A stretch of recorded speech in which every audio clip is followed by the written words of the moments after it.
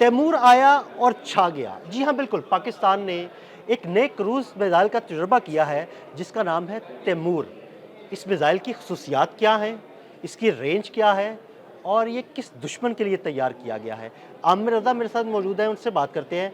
आमिर भाई, एक ज़बरदस्त खबर, एक ज़बरदस्त मिसाइल, उसका तजुर्बा किया गया और कामयाब तजुर्बा किया गया।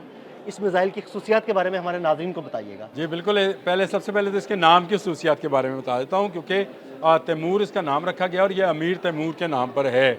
अमीर तैमूर जो हैं, जिनको फ़ातिह हिंद कहा जाता है, उन्होंने हिंदुस्तान को फ़तह किया, ना सिर्फ हिंदुस्तान को बल्कि चंगेज़ फ़ौजों को, यानी वो जो हलाकू खान की फ़ौजें थी, उनको भी जो है उनका भी रास्ता रोक के रखा। अमीर तैमूर एक बहादुर जर्नैल थे, एक फ़ौजी थे, एक सिपाही थे, एक बादशाह थे। ऐसे बादशाह जिन्होंने जो हिंदुस्तान है उसके बहुत सारे इलाकों को फ़तह किया और हलाकू खान की फ़ौजों को भी उन्होंने काफ़ी नुकसान पहुँचाया। तो उसी तनाज़र में अगर देखें तो हमारा दुश्मन कौन है जी? हमारा दुश्मन हिंदुस्तान है। तो आप देख लें कि इसीलिए हमने इसका नाम तैमूर रखा है। आज इसकी कामयाबी से इसका टेस्ट किया गया है और 600 किलोमीटर का ये फासला तय करता है।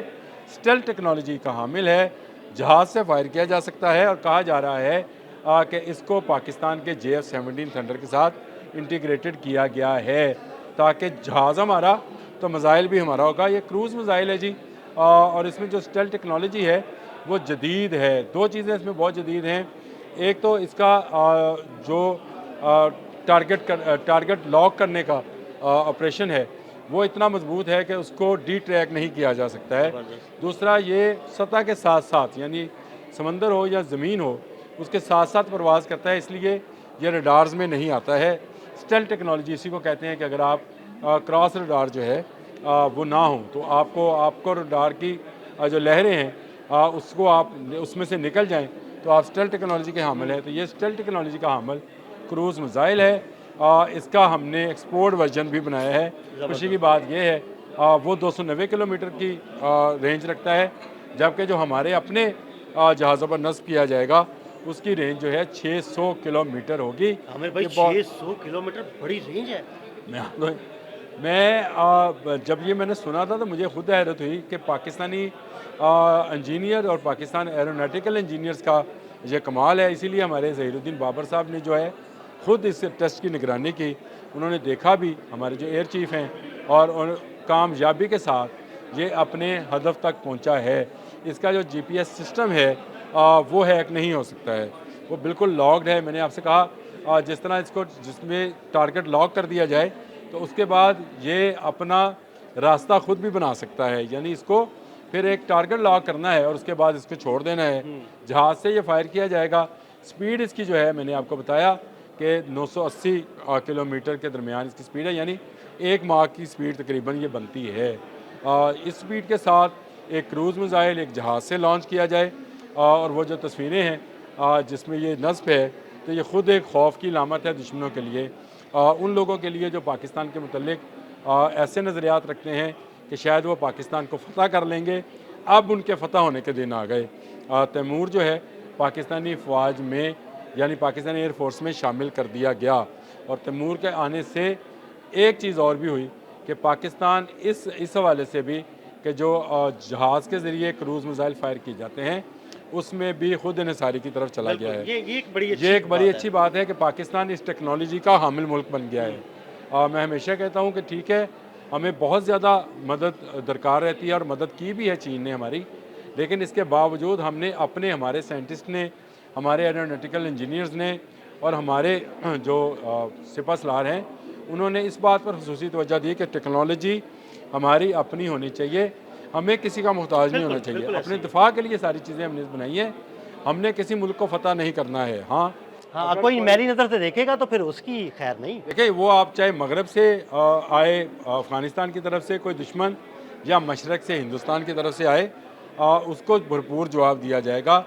अच्छा, खुशी की बात यह है कि इसका हमने एक्सपोर्ट वर्जन भी बनाया है और हम JF-17 थंडर ब्लॉक 3 भी एक्सपोर्ट कर रहे हैं आज़रबाईजान को। इंटीग्रेटेड हो जाएगा नेचुरली उसमें इंटीग्रेटेड हो जाएगा, और उसमें इंटीग्रेटेड होने का मतलब ये है कि अब हमें वो जो हम कहा करते हैं कि हमें बाहर से मिसाइल्स लेना पड़ते हैं, जैसे एयर टू एयर मिसाइल्स में हमने फाज ग्रुप के मिसाइल्स जो हैं उनको इंट्रोड्यूस करवाया है, ताकि कम अज़ कम हमारा इंसार जो है PL-15 और PL-17 जैसे मिसाइल पर हो, बाहर से हमें बवक्त ज़रूरत मांगना ना पड़े कोई चीज़, बिल्कुल ऐसे ही। हमारे अपने पास मौजूद हो। जब टेक्नोलॉजी आपके पास अपनी होगी तो आप उसको फायर भी कर सकते हैं, बना भी सकते हैं और बेच भी सकते हैं। देखिए अच्छा आमिर भाई, एक और बड़ी ज़बरदस्त बात ये है कि जब आपकी टेक्नोलॉजी अपनी होती है ना, तो आपको उस टेक्नोलॉजी की एक-एक चीज़ पता होती है और इंटीग्रेशन में आपको बड़ी आसानी रहती है। ये बात बिल्कुल ठीक आपने कही, क्योंकि जहाज़ हम खुद बना रहे हैं तो उसके साथ इंटीग्रेट करना जो है, और मेरी इतलात के मुताबिक इसको 2 जहाज़ों के साथ इंटीग्रेट किया गया है, मिराज के साथ भी किया गया है, और जिसका अपग्रेड वर्जन जो है इस वक्त हमारे पास मौजूद है, और JF-17 थंडर के साथ भी किया गया है।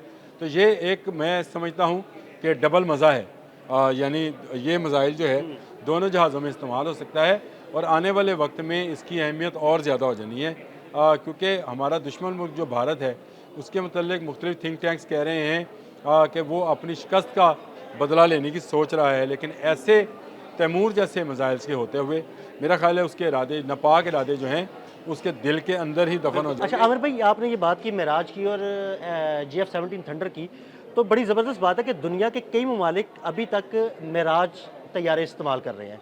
तो अगर हमने मेराज तैयारे के साथ इसको इंटीग्रेटेड कर लिया है, तो वो ममालिक हमसे ये तैमूर मिसाइल भी खरीद सकते ये हैं। अच्छी बात है। देखिए, दो ममालिक की दो किस्म की टेक्नोलॉजी है। मेराज जो है फ्रेंच टेक्नोलॉजी है, बिल्कुल। और JF-17 थंडर चाइनीज़ टेक्नोलॉजी का हामिल जहाज़ है। यानी बनाया तो हमने है, उसकी टेक्नोलॉजी हमारे पास आ गई है, लेकिन ये टेक्नोलॉजी आगाज़ इसका जो है वहीं से जोंगफेंग से हुआ था, और वहीं से इसको JF कहा जाता है। उसके साथ इंटीग्रेटेड करने का मतलब मैंने आपसे कहा था कि आज़रबाईजान को जिस तरह से हमने जहाज़ दिए हैं, इसी तरह से हम मिसाइल देंगे। अब बहुत सारे ममालिक जो हैं ख्वाहिश का इज़हार कर रहे हैं, जैसे नाइजीरिया है, अर्जेंटाइन है, बांग्लादेश है, तो वो JF-17 थंडर ब्लॉक 3 को लेना चाहते हैं। तो उनको इजाफी तौर पर साथ जो है, आजकल आपको पता है कि जो चीज़ें किसी जहाज़ के साथ इंटीग्रेटेड होती हैं, अगर वो किसी दूसरे मुल्क से लेना पड़े तो एक नए मुआहदे में जाना पड़ता है। पहले आपको अगर पाकिस्तान नहीं देना है तो पहले उसको चीन से इजाज़त लेना पड़ेगी, तब वो किसी थर्ड पार्टी को देगा। चीन इजाज़त देता है, नहीं देता है। अमेरिका की कोई चीज़ है किसी दूसरे मुल्क को देनी है तो अमेरिका इजाज़त देता है, नहीं देता है। ये मुआहदात में शामिल होती हैं चीज़ें। लेकिन जब आपका मिसाइल, क्रूज़ मिसाइल भी अपना है, जहाज़ भी अपना है, तो आपको फिर किसी की इजाज़त की ज़रूरत नहीं है। आप उसे भेज सकते हैं। और मैं आपको बता दूं कि ये जो इंडस्ट्री है, दिफाई इंडस्ट्री, ये इस वक्त दुनिया की सबसे बड़ी और मुनाफा बख्श इंडस्ट्री है। दुनिया के बहुत सारे ममालिक बाशमूल स्कैंडिनेवियन कंट्रीज़ जो हैं वो खुद तो जंग नहीं करते, अपनी फ़ौज भी नहीं रखते, लेकिन तोपे बनाते हैं, जहाज़ बनाते हैं और असला बनाते हैं। क्यों? क्योंकि उनकी इकानमी इस पर बेस करती है कि वो दुनिया भर में अपना असला फ़रोख्त करें।